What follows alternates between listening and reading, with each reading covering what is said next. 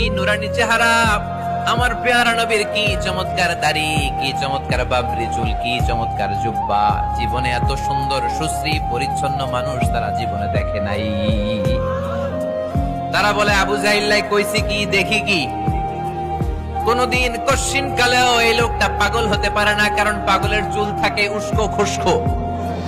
এলাকায় পাগল আছে না, পাগলরা চুল আশ্রায়, উস্কো খুস্কো চুল।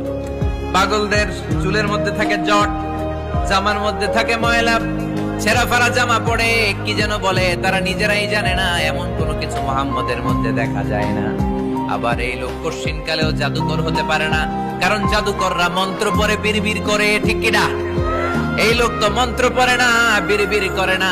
এমন এক কিতাব থেকে এই লোকটা আমাদেরকে কথা শোনায়, তার কথা শুনলে হৃদয়টারে ঠান্ডা করে দেয় কে?